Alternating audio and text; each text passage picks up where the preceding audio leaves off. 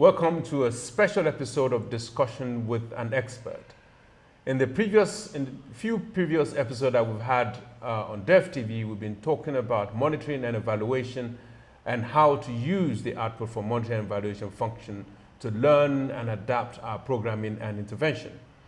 I have an expert here that specializes in helping and guiding implementers to use the monitoring and evaluation data function a lot better than we've been using them.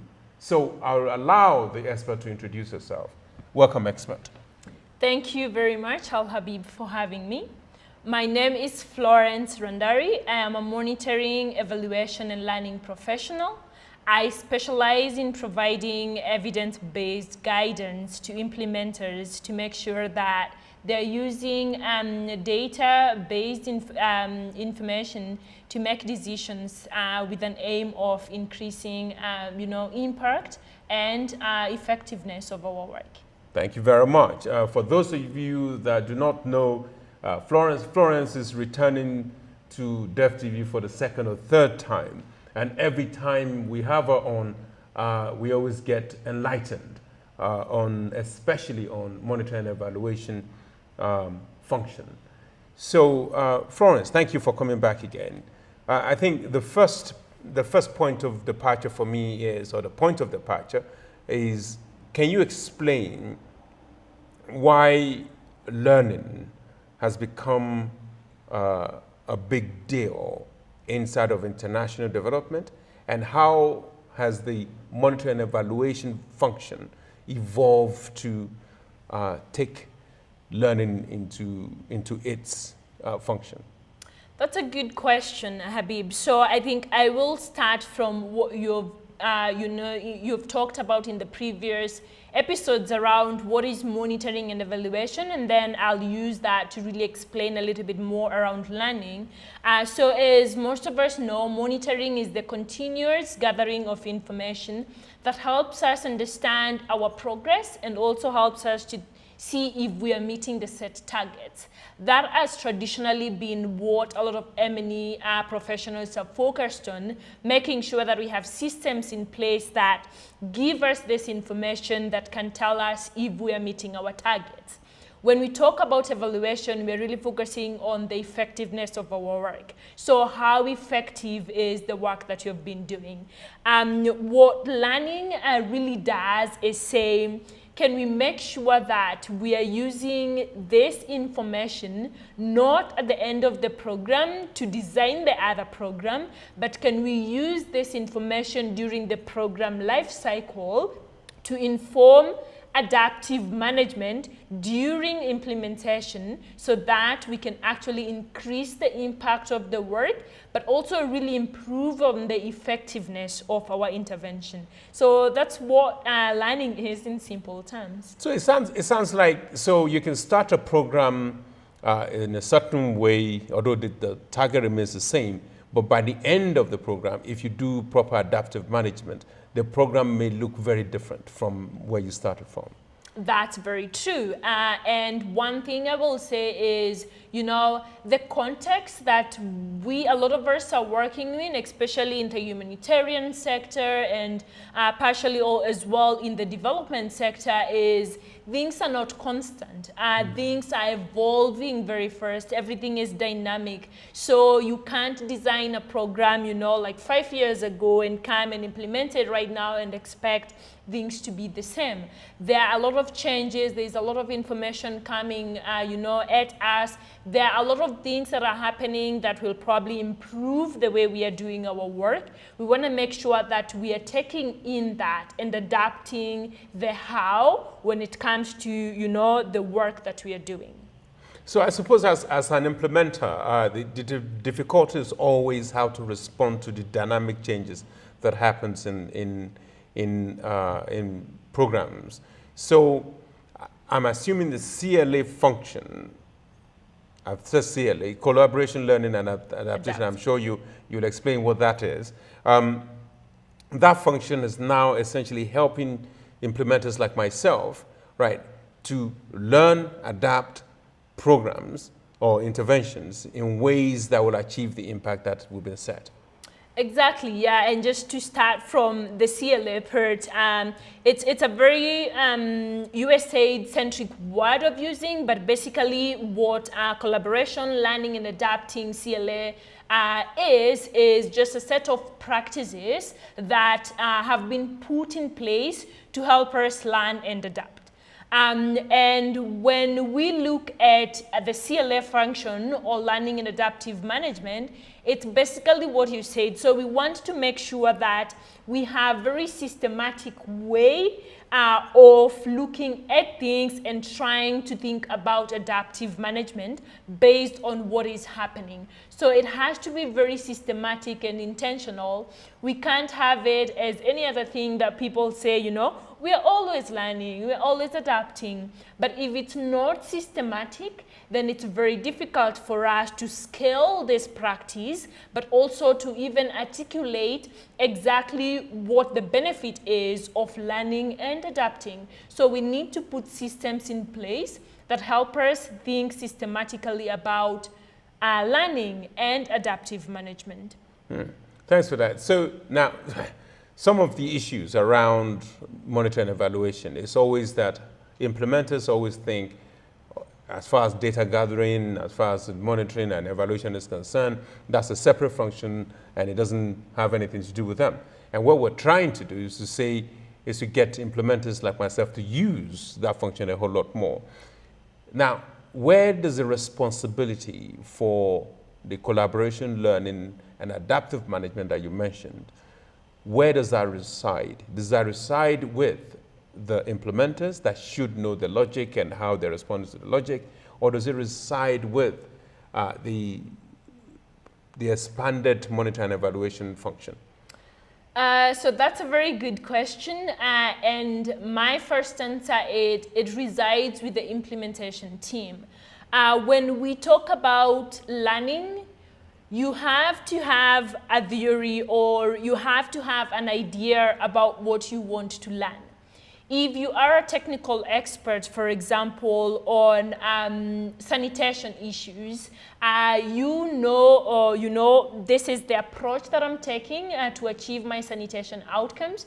When I have a discussion with you, you are the one who is going to tell me that, okay, I have gone to this community, we are doing this work, but I'm seeing that they're not adapting this sanitation and hygiene behaviors.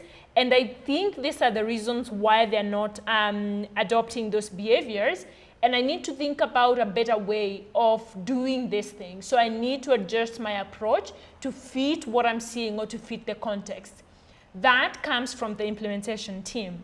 What the CLA professionals essentially, or anyone with the competencies that are required, what we are helping the implementation team do is gain those competencies that help them to pause, reflect, take in all the information and data that's coming from the different stakeholders and say, this is what I'm seeing, this is what is happening, and this is what I need to do differently if I'm going to achieve my outcomes. So it lies with the implementation team, really.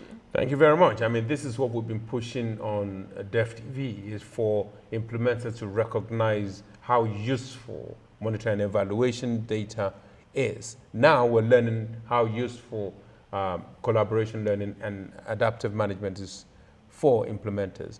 Can you talk us through the sort of interaction that should happen between a CLA function and an implementer or an implementation team function? What is it that happens on a daily basis, on a frequency, or what frequency do they interact? That's a very good question, Halabib. So in terms of the type of interaction, as I mentioned before, really what the CLA professionals or experts are trying to do is work with the implementation team to create this learning culture. So it's not something that just comes and goes, and that's why a lot of the organizations have invested a lot of resources to making sure that we have in-house CLA professionals and learning and adaptive management professionals that work on a very constant basis with the implementers to ensure that the learning culture is embedded on the day-to-day work. So essentially what a CLA person, for example, will do, or what I do on a day-to-day basis, is have conversations with the managers, who are responsible for different interventions, and ask them, what are you seeing? What information, what is the M&E data telling you about the work that you're doing? You have gone to the field, you have had an interaction with one of the participants or beneficiaries of your intervention. What are you seeing? Are they adopting the behaviors that you're promoting? If they're not adopting them, have you tried to ask why, for you to have that information? What is happening in the context that you're operating? How can you use that information to inform you about the effectiveness of your intervention? Not waiting until there is an evaluation happening, but on a day-to-day basis, what can you tell us about how things are working and what needs to be done differently? So I spend a lot of time having those discussions with implementers and helping them to think through, interpret data really, and also inform what changes needs to happen or what needs to be maintained and scaled up. Right. So now this appears to be a lot of demand, or perhaps implementers now need to have a portfolio of skills that's beyond the typical international development implementer's skill. And by that I'm referring to, so in private sector engagement, there's a set of skills that needs to happen. And in humanitarian health, education, there's certain set of skills, technical skills that needs to, that an implementer needs to have. It's not, is this a separate set of skills, or is it that we should have this anyway as implementers? That's a good question. So as implementers, there are competencies that we need, because we are talking about, if you are an education expert, is how do you make your work more effective, right? So as an implementer, you need to be able to think very analytically, right? You don't have to be an analysis expert. I'm not saying you should know everything about Excel. I'm saying when you see a graph that tells you this is, the target, this is where we are at, this is the desegregation between women and men. What does this tell you about the outcomes that you want to achieve? So that thinking, the interpreting of the data and trying to get meaning from it, that's a skill that we all need, And then another skill is really the collaboration. And if you are an education expert and you're working to achieve education outcomes, you can't ignore other factors that are actually affecting those.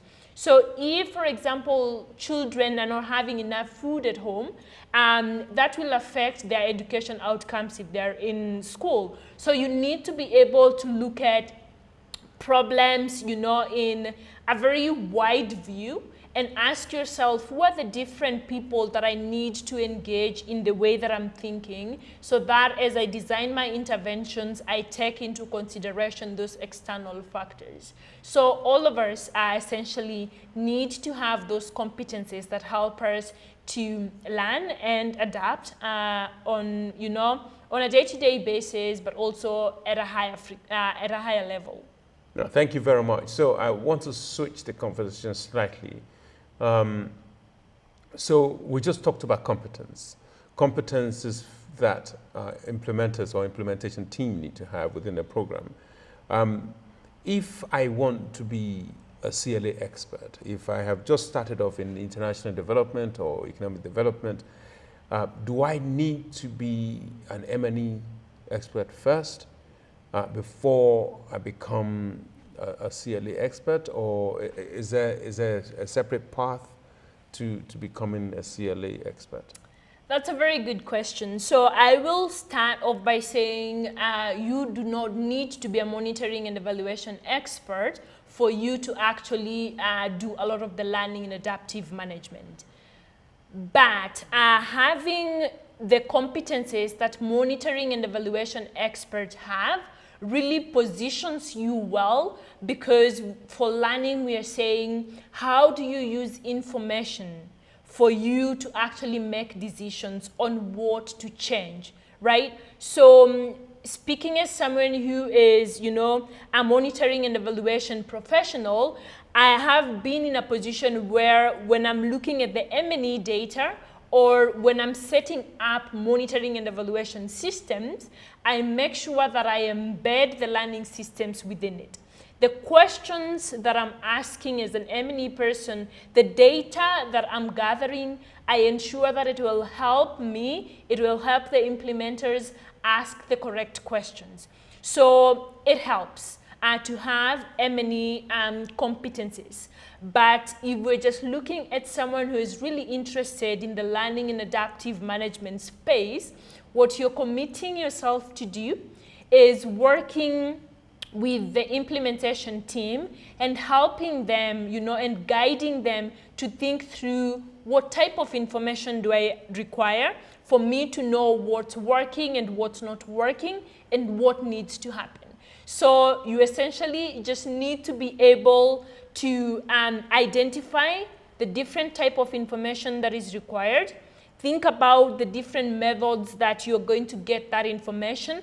Can be through M&E, can be through context monitoring, it can be through secondary research, it can be through speaking with different actors, but you need to identify the different ways to get that information. Once you have that information, you need competencies that will help you to facilitate discussions. So facilitation skills are very, very important.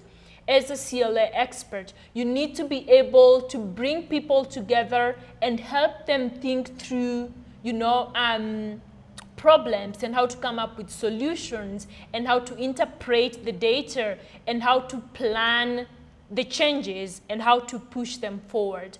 And also you need to be able to work a lot around building a learning culture, which by itself is a lot difficult than we think, but trying to tell people that learning is not an additional work, you know, on your plate. It's something that's going to help you improve the way you're doing your work. So you need to be able to actually work with teams to build that culture and embed it in the day-to-day work.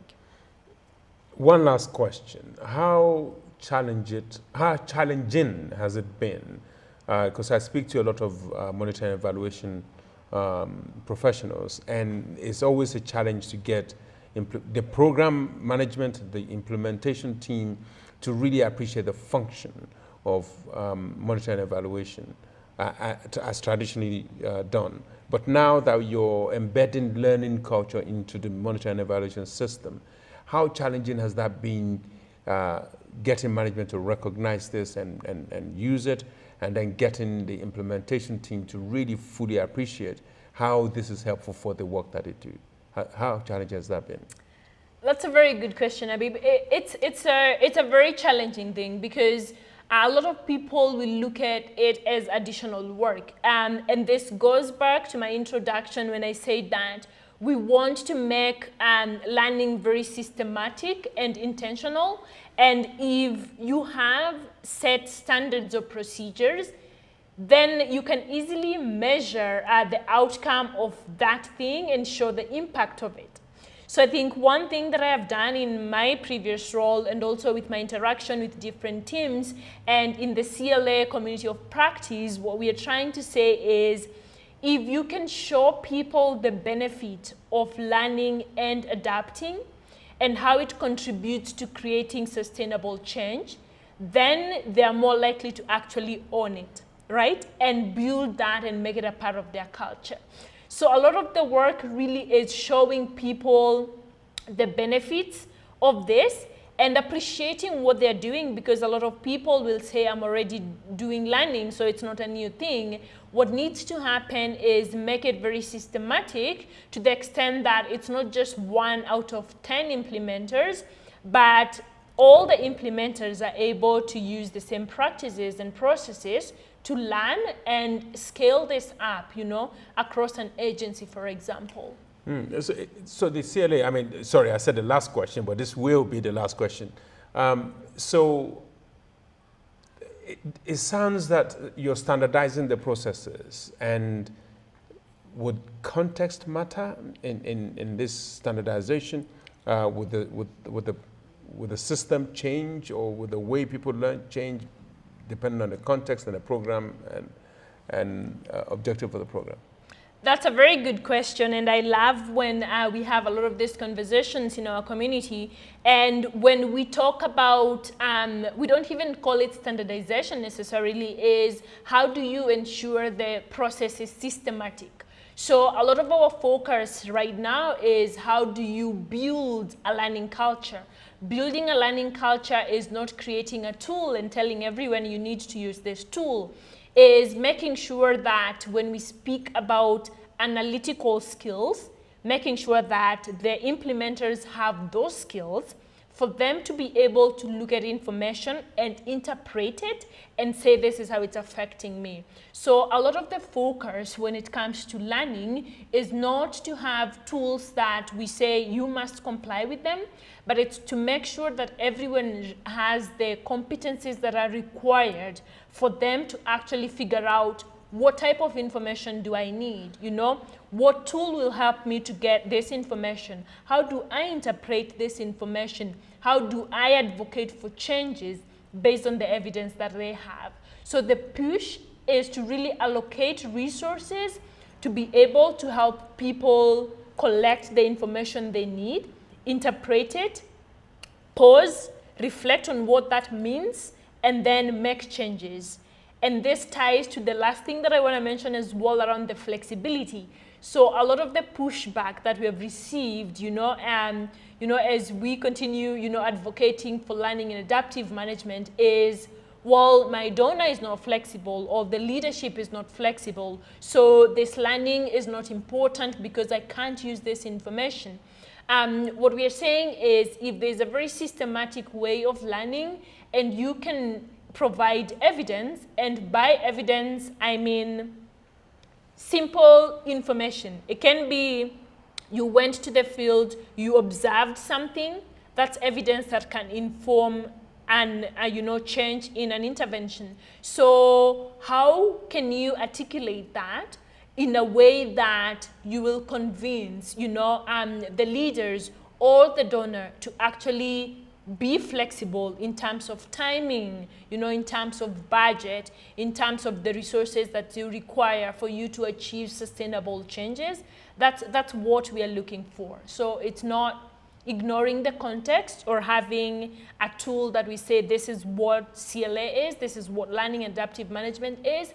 It's more about building the culture to make sure that people are able to learn and adapt no matter the context or no matter the type of intervention you're doing. Thank you. My third last question. So if I work within a program that doesn't have CLA, and I've just listened to you describe how useful it is, how do I begin to get the management of the program, the monitor and evaluation function to begin to appreciate this and begin to maybe introduce it into the program? Is there like a place that I can go to? You mentioned severally the community of practice. So is there like a place I can refer people to, or is there any tool that I can use within my intervention that would then enlighten my management and M&E team? Yeah, and this will be really biased towards CLA itself, which is led by USAID as a donor. But if you just Google CLA, Collaboration, Learning and Adapting, USAID Toolkit, then there is a ton of resources about what CLA is, what are the best practices, what are the competencies that you require in teams, what are the different things that you need to know, how do you actually facilitate pause and reflect, workshops or learning workshops. There is a ton of resources there. But also on LinkedIn, we have a lot of CLA expert or professionals who are always sharing this information. So I would say look for those experts, just type CLA, look through some of the different people. We have a lot of courses that are being offered right now as well. The intention is to introduce you to the concept and then for you to actually take that and see how it applies to your work and keep learning. I think it's the idea here is make sure that you're looking out at what other people are doing and trying to think about how can I apply this to my work. Thank you very much, Florence. Unfortunately, time is against us, so I mean we can continue this conversation, and we probably will call Florence back to talk to us about some specific bit of the collaboration learning and adaptive management. But thank you very much for coming, and hope you will spare some more time later in the future to join us. Thanks for having me, Habib. Thank you. Well, there you have it. As we continue to explore the different functions within international development, specifically in economic development and how we can do it better, we'll bring experts to tell us exactly what to do and where to get the resources to learn to do it. Thank you very much for watching. Leave your comments in the section below and see you next time. Bye-bye.